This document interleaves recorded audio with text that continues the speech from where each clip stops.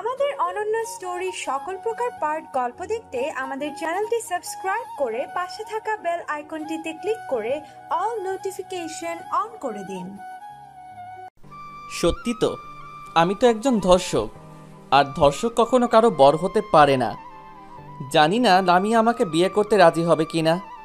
মনে হয় হবে না, আমার সাথে তার বিয়েটা ভেঙে দেবে হয়তো। আমি ছাদ থেকে রুমে চলে আসলাম। রুমে এসে আমার বন্ধু রাফির কাছে যা শুনলাম তা শুনে তো আমি নিজের কানকেই বিশ্বাস করতে পারছি না। রাফি, এই সেই মেয়ে যাকে আমি সেদিন ধর্ষণ করেছিলাম। কি সত্যি? হুম। তাহলে তো ভালোই হলো, বিয়ের আগে বাসরটা করেই ফেলছিস। লামিয়া নিশ্চয়ই বিয়েটা ভেঙে দিয়েছে, তাই না? আরে না, লামিয়া তো তোকে বিয়ে করতে রাজি।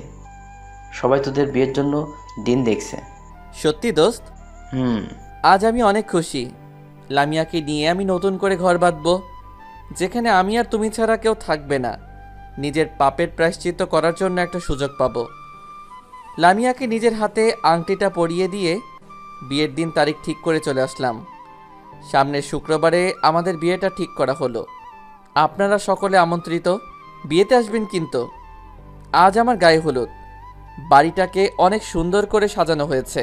বাড়িটাকে দূর থেকে দেখে চেনাই যাচ্ছে না। কোনে বাড়ি থেকে মেয়ের বোনেরা আমার জন্য হলুদ নিয়ে আসলো। ব্যাপারটা কি? মেয়ের বোনেরা হলুদ নিয়ে আসছে কেন? নিশ্চয়ই খারাপ কোনো মতলব আছে। দেখাই যাক না কি হয়। আমার হবু শালিকারা হলুদের বাটিটা নিয়ে আমার কাছে চলে আসলো। বউ যদি হবু হয় তাহলে শালিকারা হবু হবে না কেন? বাহ, কি বুদ্ধি আমার! এই জন্যই তো পরীক্ষায় এত কম নম্বর পাই। যাই হোক, শালিকারা আমার সামনে এসে দাঁড়ালো। তখন মেঘলা বলল, মেঘলা লামিয়ার একমাত্র ছোট বোন। দুলা ভাই, আপনার গাল দুটো দেন তো। কেন? গাল দিয়ে কি করবে? কিস করবে বুঝি? জি না, আপনার কিস খাওয়ার ইচ্ছে হয়, আপনি আপুর থেকে খায়েন। তাহলে কি করবে?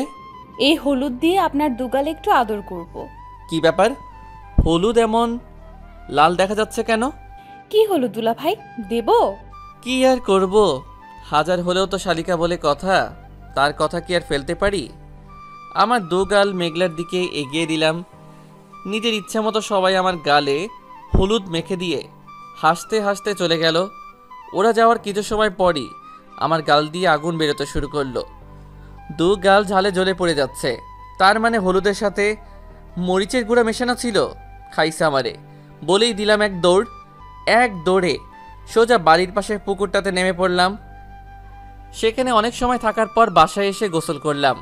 বিকেলে আমার বন্ধু রাফিকে বললাম, দোস্ত, আমার একটা কাজ করতে পারবি? কি কাজ বল? 500 টাকার একটা এবং 1000 টাকার 3টা নোট হাতে দিয়ে বললাম, এই নে। কি করবে এত টাকা দিয়ে?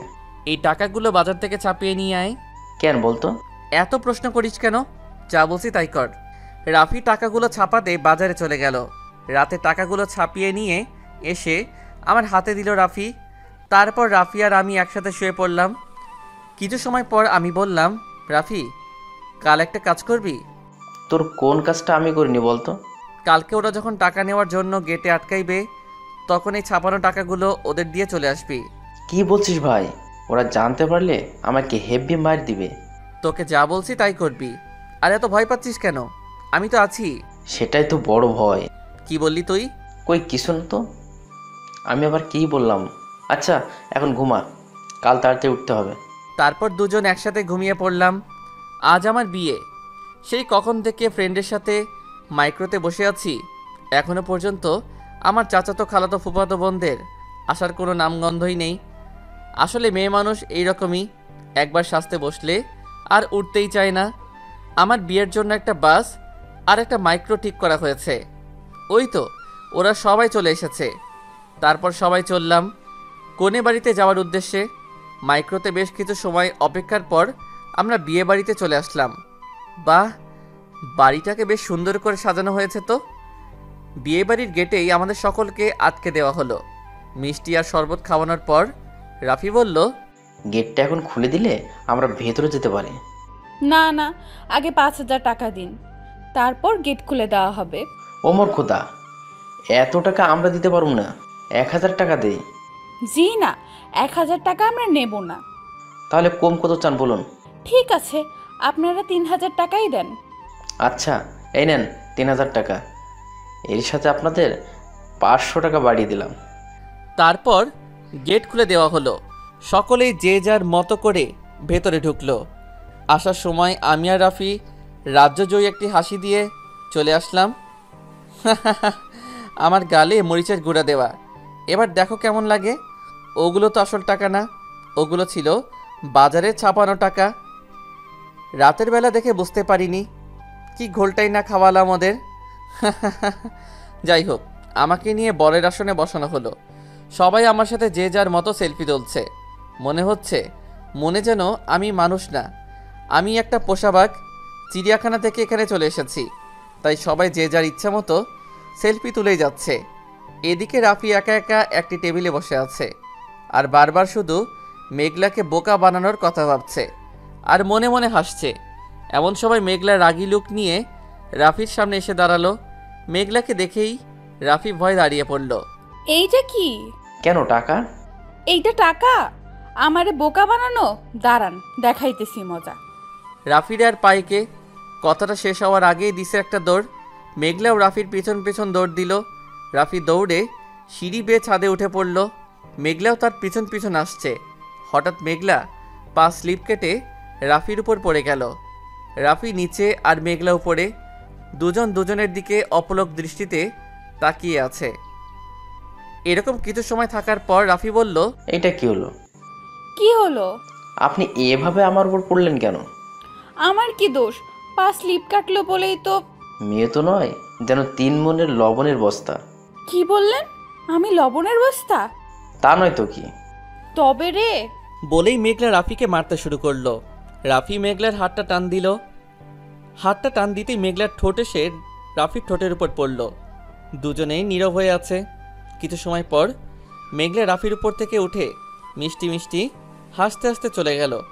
রাফি মেঘলার দিকে অপলক দৃষ্টিতে তাকিয়ে আছে আর ওর চলে যাওয়া দেখছে। মেঘলা চলে যাওয়ার পর রাফি তার পকেটে হাত দিতেই হা হয়ে গেল। রাফি পকেটে হাত দিয়ে দেখল ওর মানিব্যাগ নেই। ওর আর বুঝতে বাকি রইল না এই কাজটা কে করেছে। তাই তো বলি, মেয়েটা যাওয়ার সময় এমন মিষ্টি হাসি দিয়ে চলে গেল কেন? ওই শালা শাকিলের জন্য আমার মানিব্যাগে থাকা 5000 টাকা হারিয়ে গেল। আল্লাহ, তুমি আমার উপরে উঠায় আনাও। এদিকে আমি একা একা বরের আসনে বসে আছি আর ওই দূরে আমার হবু বউয়ের দিকে তাকিয়ে আছি। এমন সময় রাফি এসে আমার সামনে বসলো। কিরে রাফি, এতক্ষণ কোথায় ছিলি? ভাই, তুই তো আমারে পুরাই বাঁশ খাইয়ে দিছস। কেন রে, আমি আবার কি করলাম? কি করিসনি তাই বল। তোর ওই নকল টাকার জন্য মেঘলা আমার পকেট মেরেছে। কিভাবে? রাফি আমাকে সব ঘটনা খুলে বলল। তাই নাকি? 3000 টাকার জন্য আমার মানিব্যাগে থাকা 5000 টাকা মেরে দিয়েছে। ভালো তো। দাঁড়া, তোর হাসা বের করছি। তোর ফোনটা দে তো। কেন রে, ফোন দিয়ে কি করবি? মেঘলার থেকে টাকা ফেরত চাইবি নাকি? তোকে দিতে বলছি দে। আমি আমার ফোনটা বের করে রাফির হাতে দিলাম। কিছুক্ষণ চাপার পর রাফি ফোনটা আমার হাতে দিয়ে চলে গেল। আহ, মেঘলার কি বুদ্ধি! শেষ পর্যন্ত এভাবেই নিজের টাকা আদায় করে নিল। যাক, একদিক থেকে ভালোই হয়েছে, আমার টাকাটা তো বেঁচে গিয়েছে। যা গিয়েছে সব রাফির গিয়েছে। কিছু সময় পর আমার ফোনে বিকাশ থেকে একটা মেসেজ আসলো, ইওর অ্যাকাউন্ট হ্যাজ বিন 15,000 টাকা। হাই হাই, আমার বিকাশে আর মাত্র 15,000 টাকা আছে। কেন? কালকে তো দেখলাম 20,000 টাকা। তার মানে রাফি আমার থেকে 5,000 টাকা ওর বিকাশে মেরে দিয়েছে।